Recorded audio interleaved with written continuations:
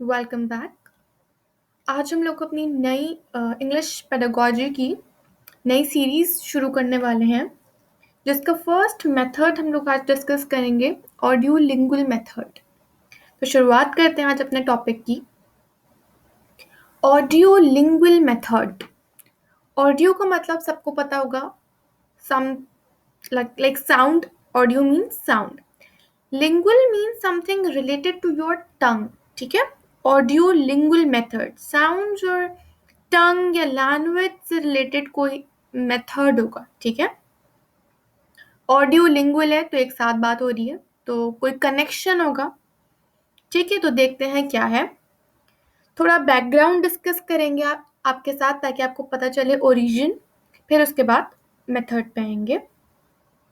इन historical second language teaching, ठीक है, behaviorism was associated with the view that we acquire a language by imitating a set of patterns and repeating them until they become fixed in our memory.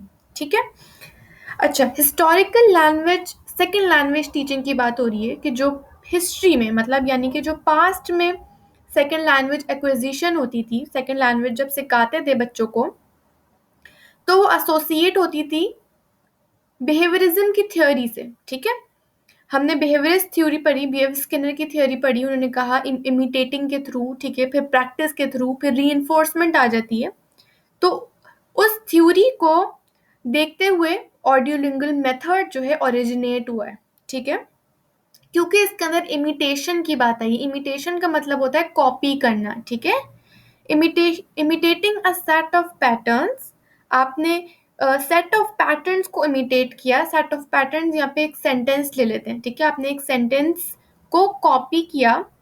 ठीक है, copy करके आपने बोला उसको, and then आपने repeat किया, और तब तक आप रिपीट करते रहे तब जब तक आपकी मेमोरी में वो फिक्स नहीं हो गया। ठीक है, तो ये historical language second language teaching है।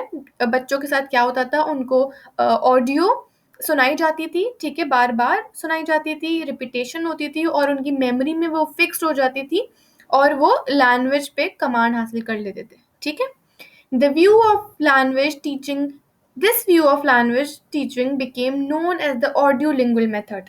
इस मेथड को हम लोग ऑडियो लिंगुअल मेथड कहते हैं। ठीक है, जब आपको सेट ऑफ पैटर्न्स को इमिटेट करना पड़ता है, उसके बाद उसकी प्रैक्टिस करनी पड़ती है, और फिर आपकी मेमोरी में वो फिक्स हो जाते हैं। ठीक है, आगे देख लेते हैं।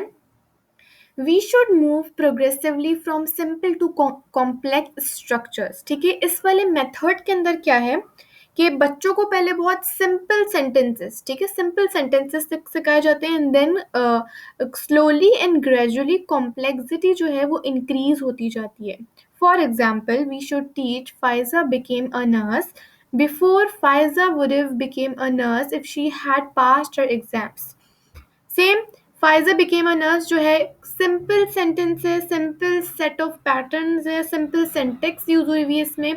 और Faiza would have became a nurse if she had passed her exams, ये थोड़ा सा कॉम्प्लेक्स है। ठीक है, तो हम लोगों को सिंपल टू कॉम्प्लेक्स जाना है ऑडियो लिंगुअल मेथड में।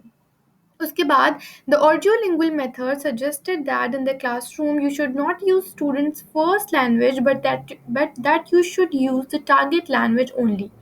इस मेथड में क्या है कि आपको स्टूडेंट्स की फर्स्ट लैंग्वेज यानी कि उनकी मदर टंग को यूज़ नहीं करना आपको। ठीक है, आपको लैंग्वेज, अगर आप इंग्लिश लैंग्वेज पढ़ा रहे हैं तो आपको टारगेट लैंग्वेज, जो आपकी टारगेट लैंग्वेज है, जर्मन पढ़ा रहे हैं तो आप जर्मन लैंग्वेज क्लास में यूज़ करें। ठीक है, टारगेट लैंग्वेज आपको यूज़ करनी है। तो 2 पॉइंट बहुत इंपॉर्टेंट याद रखने थे। हम इस मेथड में सिंपल टू कॉम्प्लेक्स जा रहे होते हैं। ठीक है, सिंपल स्ट्रक्चर्स पहले पढ़ाते हैं बच्चों को, उसके बाद जो है complexity time to time increase करते हैं। उसके बाद एक और पॉइंट ये कि आपको फर्स्ट लैंग्वेज स्टूडेंट्स की नहीं यूज़ करनी है, उनकी मदर टंग को ओमिट कर देना है उस टाइम पर जब आप लैंग्वेज पढ़ा रहे हो, और टारगेट लैंग्वेज को यूज़ करना है।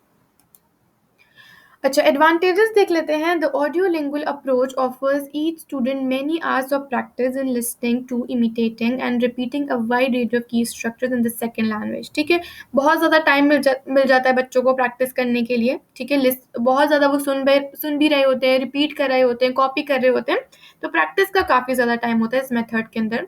The state of class is more interesting and lively, ठीक है। फोकस्ड ऑन प्रोनाउंसिएशन, क्योंकि बच्चे सुन रहे होते हैं तो उनकी प्रोनाउंसिएशन जो है वो बिल्ड हो रही होती है, ठीक है। प्रोनाउंसिएशन उनकी बिल्ड हो रही होती है जब वो सुन रहे होते हैं कि वर्ड्स को किस तरीके से अदा करना है, किस तरीके से बोलना है, ठीक है। Speaking skills and listening skills are better trained, क्योंकि बच्चे सुन रहे होते हैं, बोल रहे होते हैं, सुन रहे होते हैं, बोल रहे होते हैं, इमिटेट कर रहे होते हैं कॉपी को और वही अपनी प्रैक्टिस में ला रहे होते हैं, रिपीटेशन हो रही होती, ना ही वो लिख रहे होते हैं, ठीक है। और लिख नहीं रहे होते बिल्कुल भी, तो राइटिंग स्किल्स जो है वो ट्रेन नहीं होती, तो स्पीकिंग एंड लिसनिंग स्किल्स जो है वो ट्रेंड हो रही होती हैं। Audio visual aids are used, audio visual aids use होते हैं इसके अंदर। The audiolingual approach emphasizes listening and speaking rather than reading and writing। वही बात, रीडिंग एंड राइटिंग पे बिल्कुल भी फोकस नहीं किया जाता, जबकि लिसनिंग एंड स्पीकिंग पे बहुत ज़्यादा फोकस किया जाता है इस मेथड में। As many students wish to learn to speak the second language rather than to write it, the audiolingual approach is more relevant to these learners' need। अच्छा, कुछ ऐसे लर्नर्स होते हैं जिनको लिखने में और पढ़ने में बहुत इंटरेस्ट नहीं होता, ठीक है, इतना इंटरेस्ट नहीं होता उनको।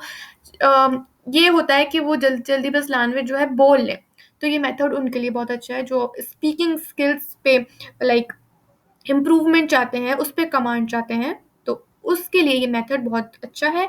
No creativity, students repeat and memorise what they do not understand, ठीक है। अच्छा, इसमें क्या होता है, बच्चे अंडरस्टैंड नहीं करते, कोई उनको सेंटेंस दे दिया, उनको भले समझ आए ना आए, वो बस उसको इमिटेट करते हैं, ठीक है, कॉपी करते हैं एंड देन उसको रिवाइज करते हैं, प्रैक्टिस होती है उनकी, और फिर वो उसको बोलना शुरू कर देते हैं। तो क्रिएटिविटी बिल्कुल भी नहीं है, रिपीट करते हैं, मेमोराइज करते हैं और समझते नहीं है इस बात को। अच्छा, कॉन्स देख लेते हैं। The repetition and drills used in audio lingual language classes are completely controlled by the teacher and text book without reference to the learners interest और नीड्स। मतलब ये टीचर सेंटर्ड आप कह सकते हैं फॉर इन अ सेंस कि क्योंकि teacher के हाथ में होता है कि वो कौन सी ड्रिल्स जो हैं, कौन से सेंटेंसेस, कौन से स्ट्रक्चर जो हैं बच्चों को सुनाए, ठीक है। अगर टेक्स्ट बुक में मौजूद हैं तो वो सुनाए, अगर स्टूडेंट्स को अपने इंटरेस्ट के टॉपिक्स, अपनी नीड्स के हवाले से कोई टॉपिक पढ़ना चाहे तो वो नहीं हो पाता, ठीक है। ये ड्रॉबैक है इस मेथड का। रिक्वायर मोर इक्विपमेंट और रिसोर्सेज, आपके पास अच्छे रिसोर्सेज होने चाहिए जिसके थ्रू आप ये मेथड जो है इम्प्लीमेंट कर सकते हैं अपने क्लासरूम में। Grammar skills untrained, grammar skills जो है अनट्रेन रहती हैं।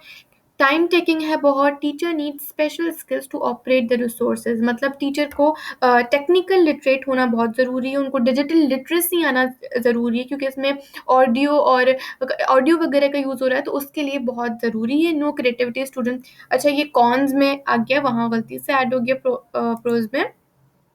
अच्छा ठीक है, मैं एक दफ़ा से सम अप कर देती हूँ। हम लोगों ने ऑडियो लिंगुअल मेथड पढ़ा, ठीक है, जिसके अंदर हम लोग ऑडियो यानी साउंड यूज़ करके, और लिंग्विस्टिक मतलब लिंगुअल मतलब होता है something related to your tongue, आपकी लैंग्वेज में, ठीक है। तो इसमें ऑडियो लिंगुअल मेथड है जिसके हमने प्रोस पढ़े और कॉन्स पढ़े, ठीक है। So thank you so much for watching, और अगर आपको सब कुछ समझ आ गया है तो please thumbs up and then Allah हाफ़िज़।